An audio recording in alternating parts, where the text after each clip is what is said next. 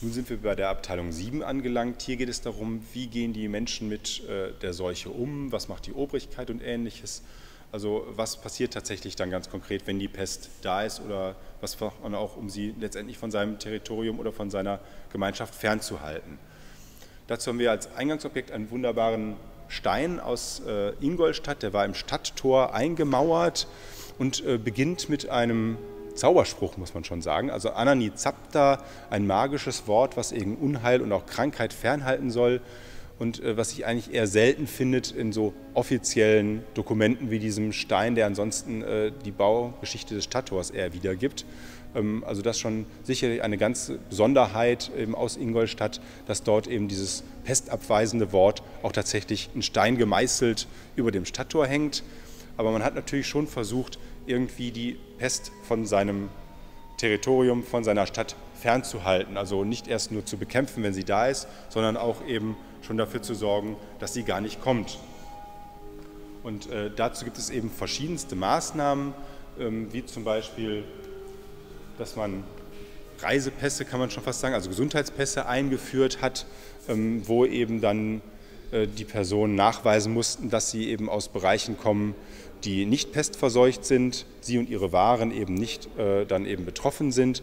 Man hat versucht, die Kommunikation, also die Briefe letztendlich dann auch zu säubern mit solchen Zangen, in denen die Briefe eingeklemmt waren und über vermeintlich reinigende Dämpfe oder Feuerrauch gehalten wurden, um eben dann zu verhindern, dass die Pest überhaupt in das eigene Gebiet eindringt. Es gibt auch radikalere Maßnahmen, wie zum Beispiel 1720 in Südfrankreich, wo die päpstliche Enklave Avignon eine Mauer baut, um sich vor der Pest zu schützen und eben hofft, dass dann eben niemand ins Land kommt, der möglicherweise diese Krankheit verbreitet. Solche Feldsteine wurden dann dafür verwendet. Es ist auch nur etwa eine 2 Meter hohe Mauer, die aber von Soldaten bewacht wurde. Das Ganze hat nichts genutzt und während die Pest im umliegenden Frankreich schon wieder abflaute, fing sie dann in Avignon erst richtig an, sodass die französischen Soldaten das Ganze umgekehrt haben. Sie haben also die päpstlichen Soldaten von der Mauer vertrieben, haben sie selber bewacht und dann eben gegen Avignon quasi gekehrt, die ganze Schutzlinie. Also da gibt es einige mehr oder weniger rigorose Maßnahmen eben auch der Abschottung des eigenen Territoriums. Wenn dann aber die Pest tatsächlich einmal die eigene Stadt, das eigene Land erreicht hat, dann war eine der häufigsten Reaktionen und auch seit der Spätantike eigentlich auch eine Empfehlung der Ärzte, nämlich die Flucht. Man versuchte sich eben von dem verseuchten Gebiet zu entfernen. Natürlich ist dabei immer auch die Gefahr, dass man selber die Seuche verbreitet, wie man auf dieser Abbildung aus England sieht, zur Pest von London 1625, wo eben die Stadtbewohner aus der Stadt fliehen und von den Dörflern oder von den Gemeinden drumherum eben an dem Betreten der eigenen Kommune gehindert werden. Es ist natürlich auch so, dass es ein moralisches Dilemma sicherlich bei dieser Flucht gibt. Darf ich überhaupt fliehen, wenn es doch eine gottgewollte Krankheit ist? Darf ich mich der entziehen? Und da gab es zum Beispiel auch eine Anfrage an den Reformator Martin Luther, was sollen wir tun, wenn die Pest da ist? Das hat er in einer kleinen Schrift dann auch im 16. Jahrhundert eben beantwortet und sagte darin deutlich, natürlich darf man fliehen, man bleibt ja auch nicht in einem brennenden Haus zum Beispiel. Allerdings sollte keiner sich entfernen, der eine Verantwortung für andere trägt, zum Beispiel Stadträte, Ärzte, Soldaten sollen natürlich ihre Pflicht tun, aber auch jeder, der zum Beispiel Verwandte oder Nachbarn hat, die er versorgen müsste, sollte sich bitte an Ort und Stelle bleiben. Und man kann natürlich dann auch den Schlussstrich ziehen, eigentlich sollte natürlich dann keiner fliehen, weil niemand ist ohne Familie oder Angehörige oder letztendlich Nachbarn und dann soll man sich eben in christlicher Nächstenliebe um die Betroffenen kümmern. Es ist auch ein sozialer Aspekt natürlich noch dabei. Zur Flucht braucht man eigentlich auch die Möglichkeit, auch die materielle Möglichkeit zu fliehen. Das heißt, man muss einen Ort haben, wo man auch wirklich aufgenommen wird, wo man eben nicht abgewiesen wird, man muss das Geld haben, um die Reise zu finanzieren und man muss ja, jemanden haben, der quasi sein Hab und Gut in der Herkunftskommune auch bewacht. Also der Handwerker kann nicht seine ganze Werkstatt ohne Sorge zurücklassen. Das könnte ja nachher dann alles gestohlen sein. Ein ganz, ganz tolles Beispiel dafür ist dieser Trinkstubenschild aus Nördlingen. Es stammt aus dem Jahr 1562, wo in Nürnberg die Pest grassierte und die Patrizier also die städtische Oberschicht, eben dort geflohen ist und Aufnahme in Nördlingen gefunden hat, also einer weiteren Reichsstadt, die nicht weit entfernt liegt. Und normalerweise würde eine solche Stadt niemanden aus einer pestverseuchten Stadt einlassen, aber das gilt eben nicht für die Oberschicht. Die wurde aufgenommen und als Dank für diese Aufnahme hat sie eben dann diesen wunderbaren, mit ihren Wappen bemalten Schild für das Rathaus in Nördlingen gestiftet. Also wer reich ist letztendlich, kann sich auch der Pest entziehen. Die Städte selber haben sehr viele Verordnungen erlassen, auch die anderen Territorien. Der neuzeitliche Staat definiert sich ja auch oder legitimiert seine Machtfülle natürlich auch über die Fürsorge für seine Bewohner. Und so sind sehr, sehr viele Edikte und Verordnungen entstanden, die eben den genauen Umgang auch mit der Pest regeln. Es werden die Rezepte teilweise sogar aufgeschrieben, wie die Apotheker verwenden sollen, wie in diesem Manual aus Nürnberg. Es werden Kontaktverbote erlassen zu eben verseuchten oder vermeintlich verseuchten Regionen und es wird detailliert behandelt, wer was zu tun hat und wer wo bleiben soll und was man auch an öffentlichen Maßnahmen tun soll.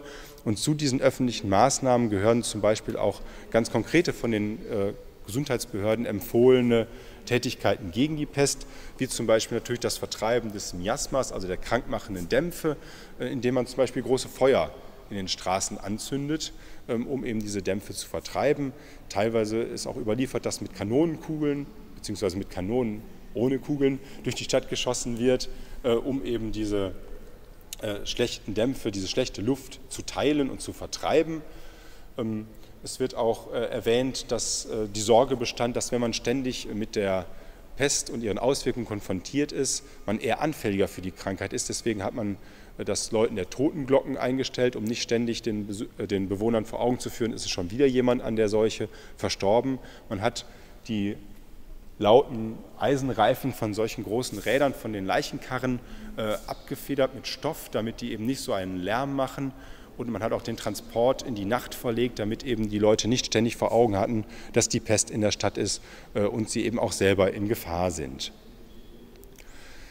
Die Erkrankten selber hat man meistens in Lazarette außerhalb der Städte gebracht. Das waren also durchaus große Gebäude, wo eben auch viele, teilweise auch tausende Personen Platz finden konnten, die aber in großen Pestzeiten trotzdem nicht ausgereicht haben.